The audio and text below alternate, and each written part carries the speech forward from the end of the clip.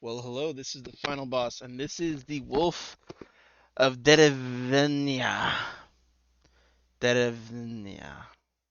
So, this is a narrative-based game. I'm very curious to try it out as a writer myself and a game designer myself. I'm very curious. I always love the intersection of storytelling in its more natural form of prose and writing and game design. So, I'm very curious to see how this goes. Chapter 1, In From the Cold. Here we go. Move into the corner of your eye. A flash of grizzled gray half concealed by the thorny underbrush. Interesting. Second person, I feel like, is tough to pull off, even in games. It usually wears on the reader a little bit, but we'll see. You look up from the path, nothing. May have been the wind, might have been a startled pheasant, but you've learned to trust your instincts, and the prickling at the back of your net says wolf. Follow the beast into the woods, examine the path. So, one of the challenges I think with this first choice is there's not much indication in terms of, and this is kind of a narrative and gameplay overlap, right? What are the pros and cons of each of these paths?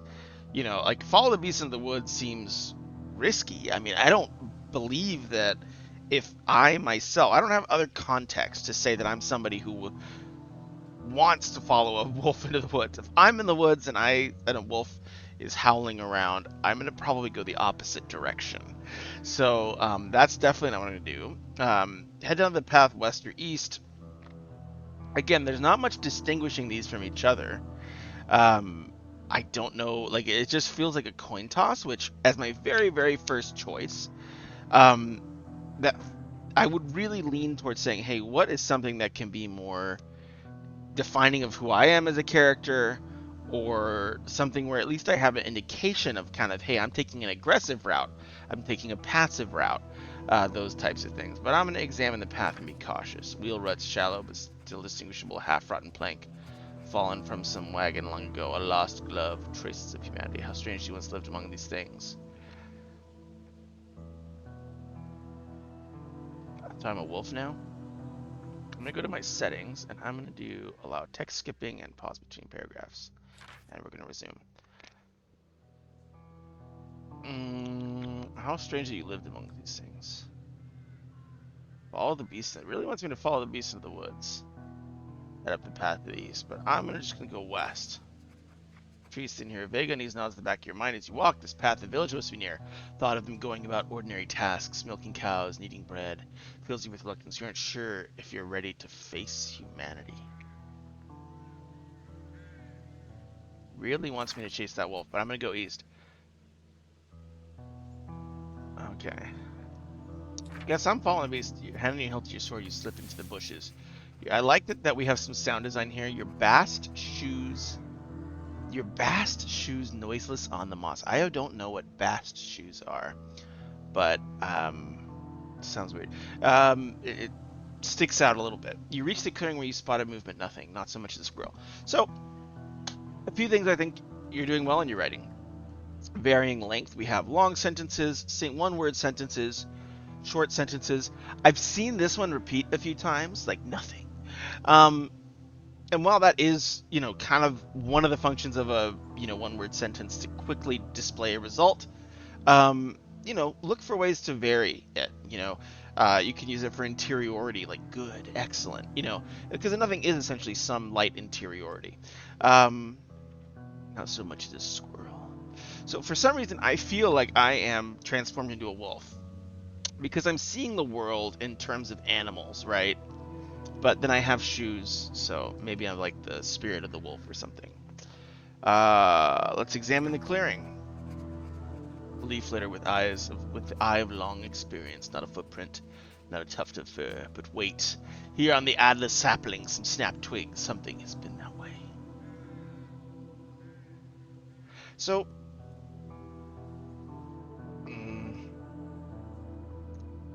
I feel like it's pacing itself slower than it needs to.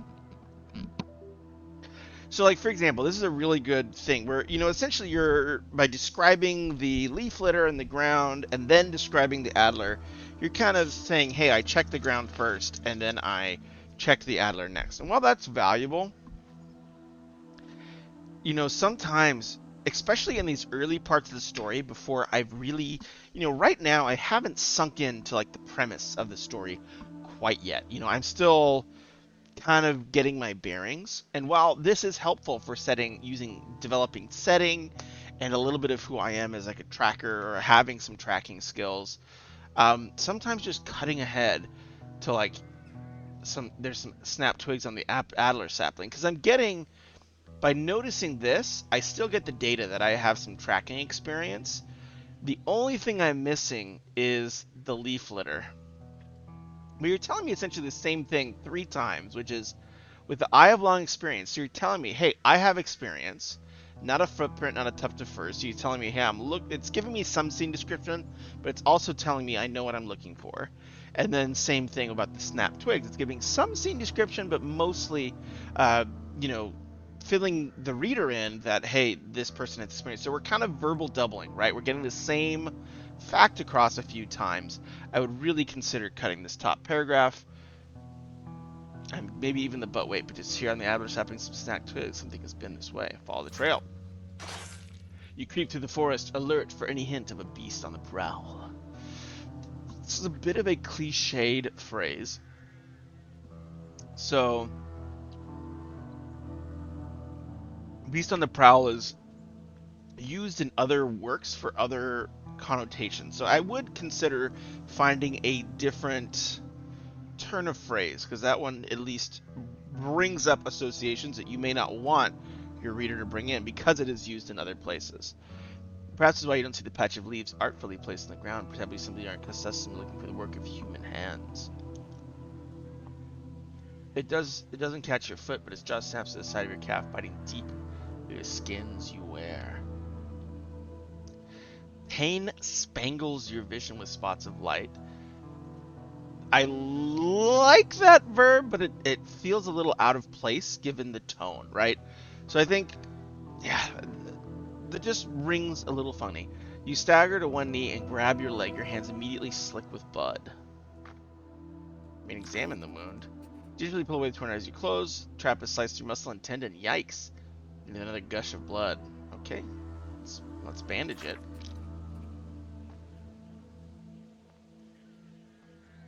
Bleeding shows no sign of slowing. There's nothing for you. You're going to need a real medic to head to the village for help. Okay. How you wish to re-enter society, but it wasn't staggering against the trees for support. Trail of bloody footprints. The village looms ahead, the church's onion dome rising above the Izba's carved ridgepoles. You can hear low voices. You see a couple of people in the village square drawing water from the well. From the village square drawing water from the well.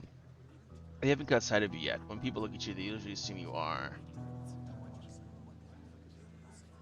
man. This is what they saw once when you were a proper bogatir.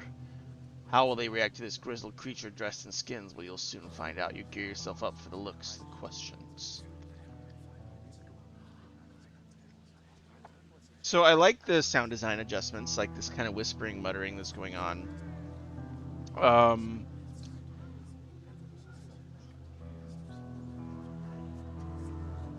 Yeah, I mean, I feel like we're a little far away from the. I think at this point, and this sounds kind of crazy, but I've been playing for 10 minutes, right? And so to some degree, we should be getting to some hint of what the core through line of this is going to be. And I know that you're like, dude, that's so early. It's 10 minutes in. But even in, a novel, that first page it doesn't have to talk about the main plot line, but it needs to have some sort of symbolic pull towards it.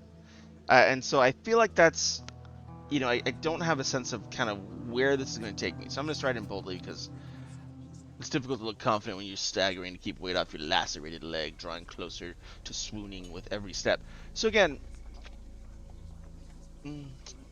yeah, some of the word choices don't feel like they match, right? Because this has been narrated in a very visceral, like kind of, like the one-word sentences is chin up, meet their eyes. So those types of short, curt sentences indicate a speaker that is pretty grisly and tough. So like swooning isn't something I believe a speaker like that would describe as describe themselves as. They might say vision fading, they might say like, staggering to get bearings, but swooning is, at least that word's connotation is generally much more kind of high society fancy. So something to think about.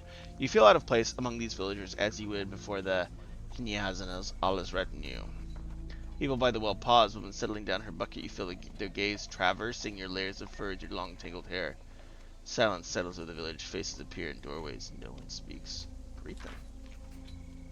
God be with you, you say, your voice hoarse with long disuse. The man by the well smirks over you and says, he certainly hasn't been with you. Broda, says the woman. She's more of a ghoul, really. Tasted this one on the wind, I did, like a rockfall. He nods at your bloody leg. Your flesh bits, you need help? I mean, that's what I'm here for, yes. Does the village have a doctor? No doctor, adds, but Mila speaks the plant talk. Tastes the death heat on you. Has it out like that. Come on, bro, that'd be a pillar. So again, interesting dialect in the dialogue, but there's it feels a little on the nose. The man knows wrinkles as though your smell offends him, which probably does, but he slings your arm over his shoulder. Two of them help you to a building with red gables and a lantern on the door. Womb-like warmth. Womb-like warmth. Interesting. To him to swallow you, bundles of herbs hang from roof beams, and a masonry stove dominates the wall. The air is close with the lingering smell of bodies. A woman is bent over an apron. I'm guessing that's like sweat, but this could be implied as corpses. So just that word. I mean, so so far, I think like the general sentence structure of the writing is moving along. It has like a good core for the most part. I will say some of the word choice feels off, and some of the tone sometimes doesn't seem to know where it wants to go. Like sometimes the tone wants to have a more modern voice, sometimes the tone and the diction want to be a little bit more old-fashioned, and they, to a rough-hewn wooden bench. Rough-hewn is a more old-fashioned way of saying, hey, this, like bench was carved by someone who wasn't paying attention. That's maybe a more modern way of saying it, right? So I'm finding that some of like the diction seems to not have settled into where exactly it seems like it wants to be. Your vision swims through hazy darkness as all your weakness catches up to you at once. The woman in the apron has up to, but the art's awesome. I imagine solo dev, you probably did some of this art yourself, so good on you. The woman in the apron sets up the situation and shoos the other two. Well, go on in. You'll only be in the way. He peels away the dirty furs encrusted in your blood, clicks your tongue. What happened? A trap. Stupid of me, I should have seen it. That's Branislav. I'm always telling him he sets his traps too close to village. You're lucky it isn't worse. I don't know why I suddenly decided this lady has like a very thick Russian accent, but no broken bones at least, but it'll need stitches. She goes to fetch a thread. Well, I guess Mila. I am Mila, by the way. Do you have a name? What should you give? Dragomir. Dragomir's cool. I imagine there's nothing compared to the things you've been through, but some liquid fortitude still won't go amiss. She pours you a wooden cup. But again, like liquid fortitude, that feels very modern. Like liquid courage is a very modern turn of phrase. And so I feel like we're still kind of on that line of like modern speak versus poor. Pours you a wooden cup, sweet. Okay, groggy and half conscious from lost blood. You hardly feel as Mila stitches you up. When she's finished, she helps you under the top of a stove, which is covered in rugs and warm as a horse's flank. You vaguely feel her unbuckling your sword. Resist.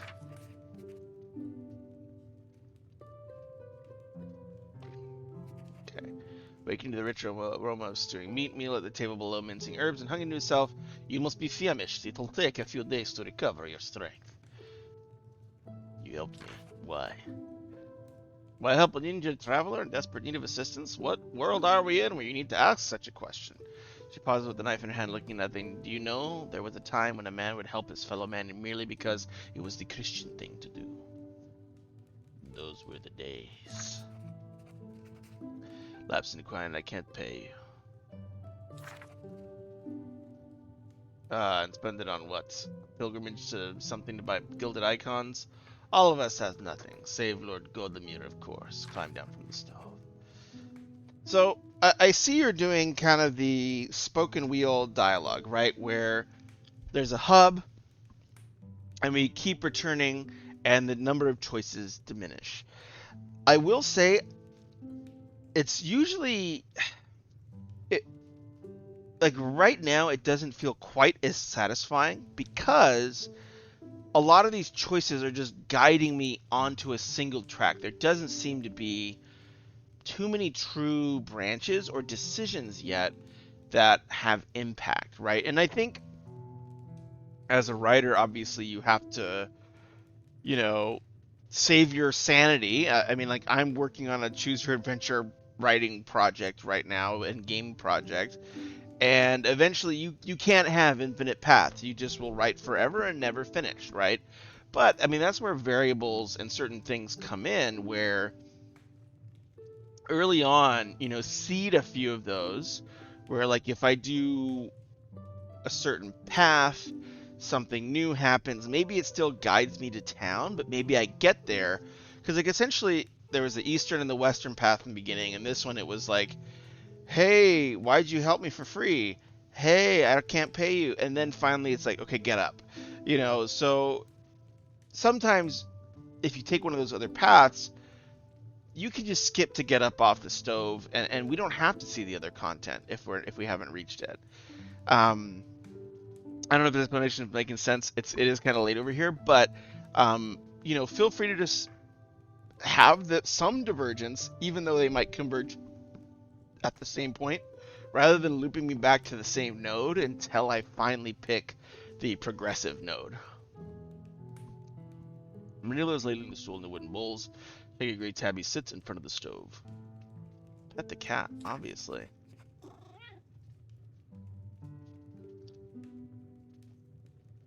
I like the cat, yeah. Who's calm? Pet that too. Pet calm.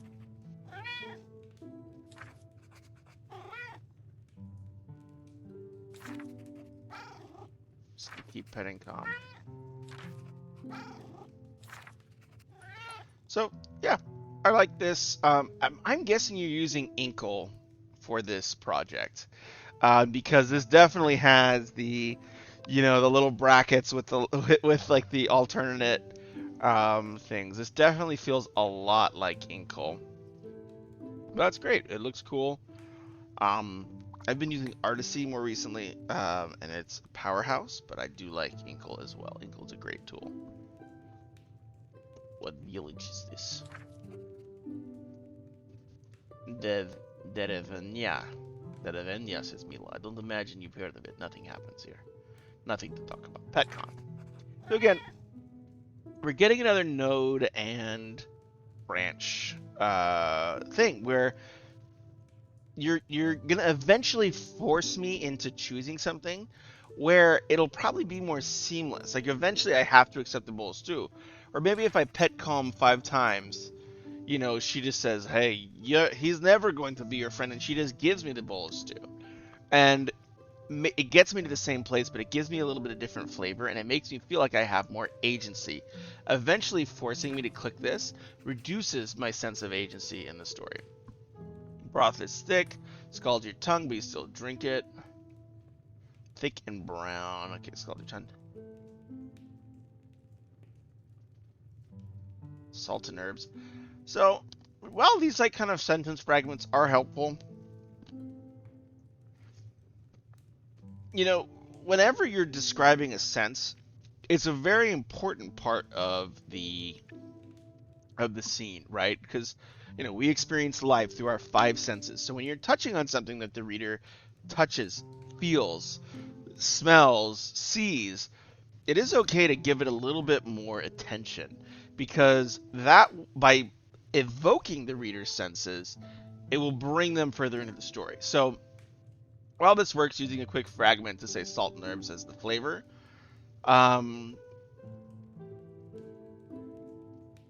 there's no shame in, because some of this stuff could be cut, like or combined and have really concrete details. Like the broth is thick and brown. So some of that could be implied by just saying vegetables float in chicken broth, in thick chicken broth. So I know chicken broth is going to be brown. I know there's veggies in it. And you can communicate by being more concrete, more of the high level hierarchy of information. And then like the carrots are, soggy, but I can't stop eating, whatever. So immediately I know the flavor of carrot much more concrete than salt and herbs. What herb?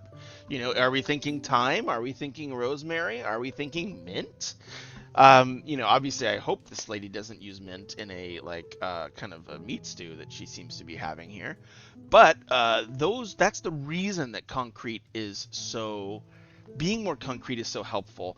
It can zoom in to a much more specific thing and make sure that every reader who reads salt and herbs is thinking, salt and thyme, salt and rosemary, and not salt and mint or salt and asparagus. I don't know. Asparagus isn't an herb, but you get what I'm saying.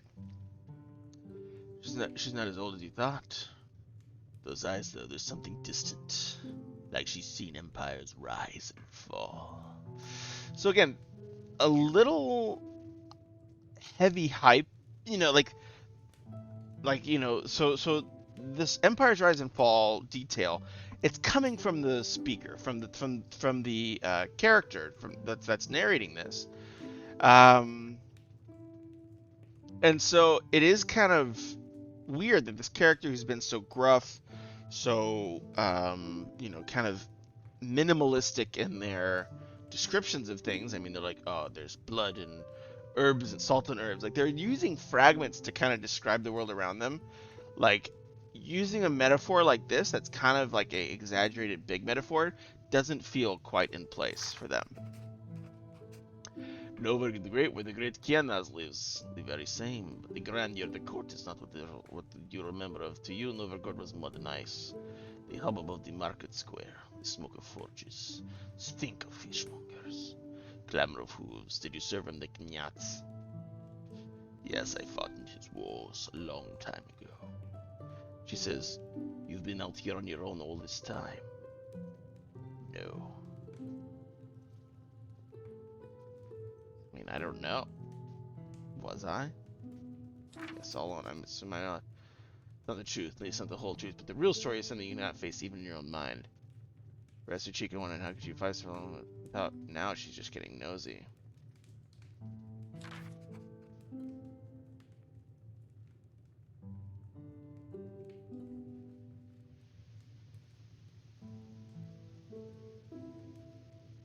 I mean, who turns down a bath? Place on the stove, you get clean, mud and sweat. Water is soon cloudy and parasites float to the surface, wriggling in their death throes. Out of your hair and beard, but it's no use, they'll probably need to be cut. Scrub yourself trying to get the black grime out of your nails, increases in palms, skin is clean. So again, we're getting a lot of verbal doubling about just how grungy I am. So again, like, remember, every sentence you're evoking how grungy and stinky I am, even though I already know that, right? Like, I walked into town, everyone was like, whoa, this person's kind of, doesn't seem like they're from this town because they're so grungy and whatever. So the fact that we're just re-evoking it and taking up quite a bit of, page space to do that, you're pushing back.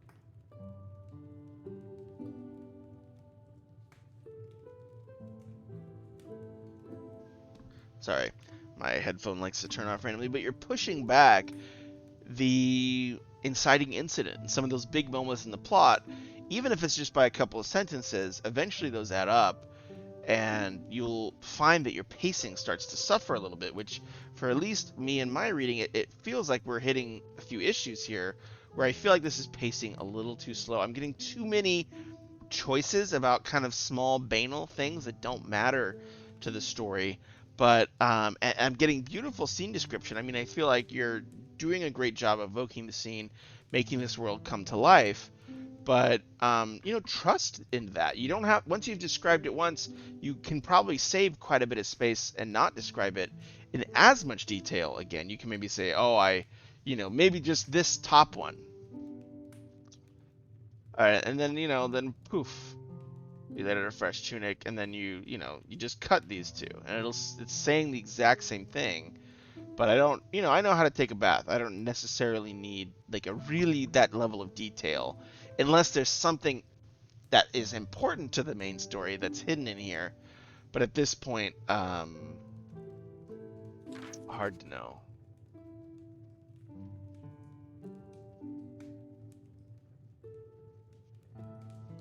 You're looking significant. Better. The color is back anyway, she presses. I mean, this lady's been nothing but nice. I'm not gonna be a knucklehead. Even though I know. Your finger in the K. Oh, that's just a little private joke. Everything's improved by adding a firebird. Here's something you may as well make it look nice than you did before. You have a gift.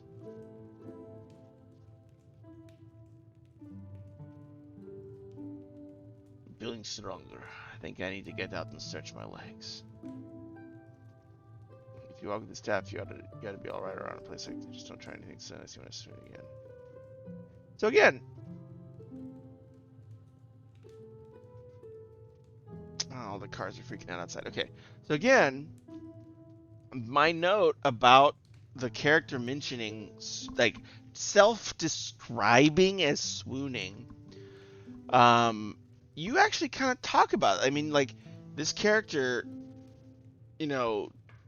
that is you're kind of implying that, hey, that's not how this character would describe it. But in the narration that character was making about themselves, they did say swoon. So, I mean, I gotta be honest, I'll be careful.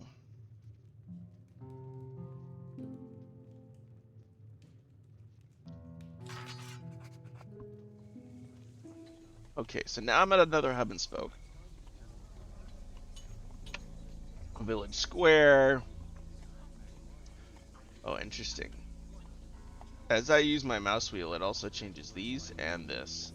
That might be just like a little control input thing to think about. Making sure I'm moused over it before it does that, but I don't think it's a huge deal. Mancom Road is splitting logs besides the well. We'll go to the church. Incense, rough planks. No weapons in the house of God. Okay, bye. Into the inn. There's no sign of Mila Petcom. Yes. Yes.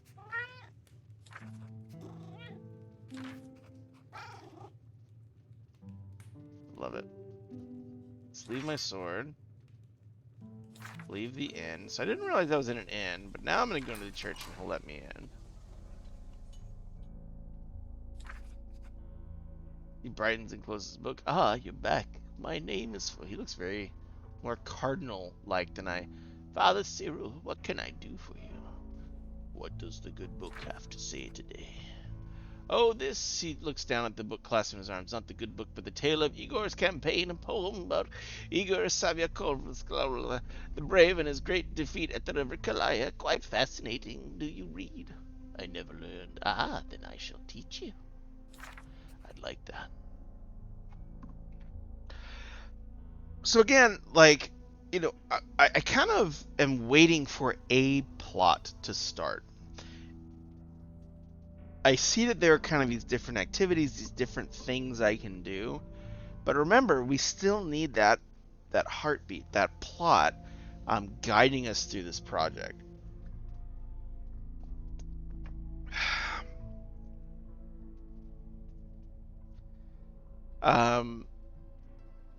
And we need that hook, something to really say, hey, because right now it feels aimless, my wandering, right? Like I'm kind of going to church.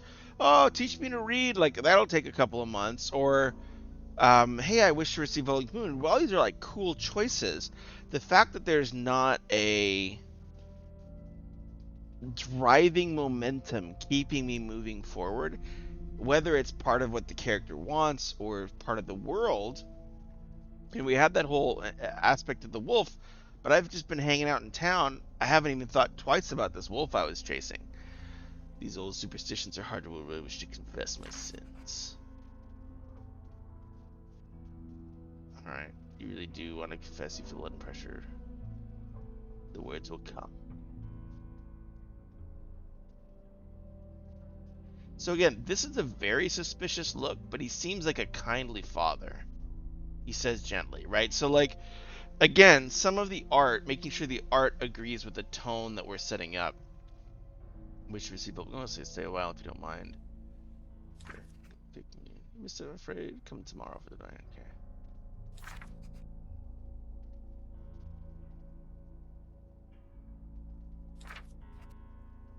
That kind of class. Aliens.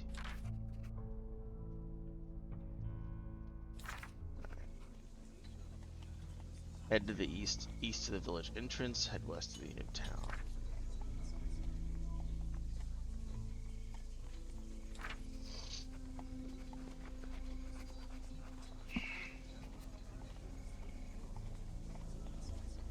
Guess I'll talk to Broda. So you didn't die after all. Sorry to disappoint.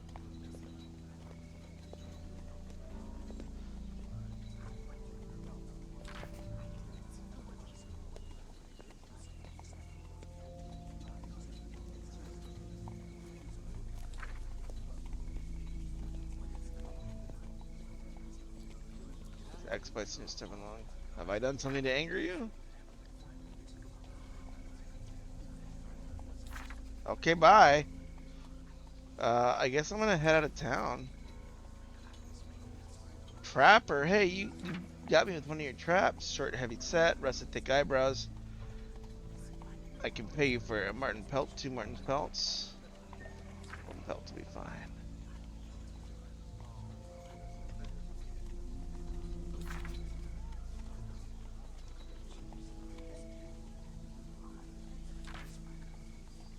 I thought I saw when I was coming to village. No wolf packs around here. Yeah, this has to be Inkle. $10 says this is Inkle's Unity integration because we've futzed with this ourselves. Probably my imagination.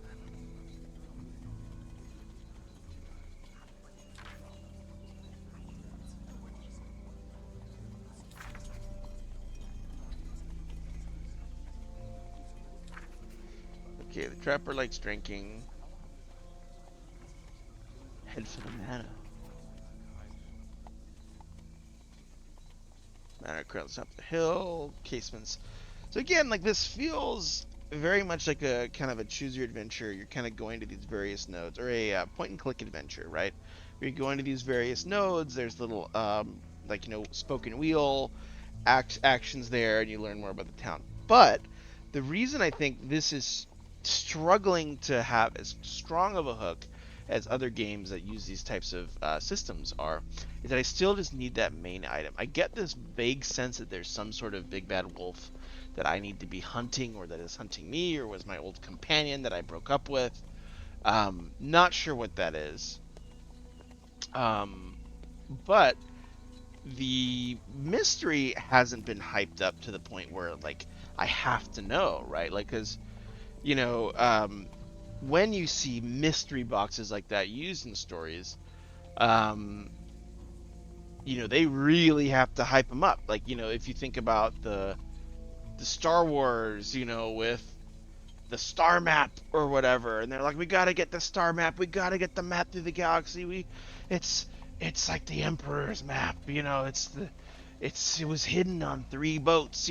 That makes me be like, well, what is it? It has to be awesome if it was hidden on 3 boats and sent in separate directions, and only one person had the code. Whatever it may be. But the wolf seems like common knowledge. Like this kind of drunk guy is like, oh yeah, I saw a spooky wolf. I don't have a sense.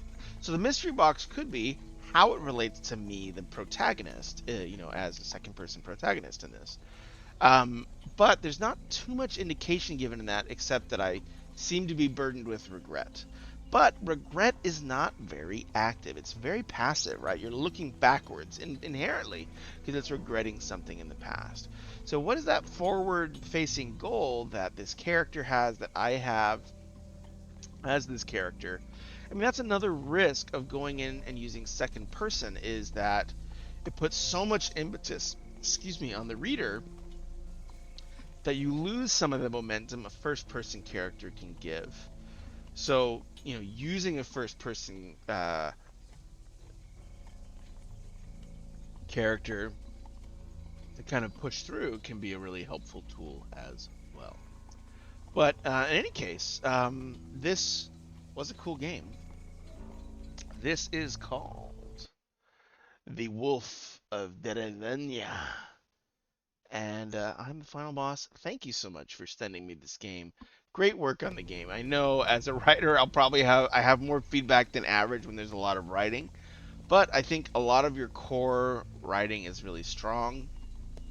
I think just some of the pacing seems to have a few hiccups, and then hopefully some of the suggestions that I shared will help, you know, tighten up that pacing and really make this something special, because the art's beautiful, the style's really nice, and I think you have something to be proud of here. So great job on this project. Keep up the good work, and I can't wait to see what you come up with next. Take care. Bye bye.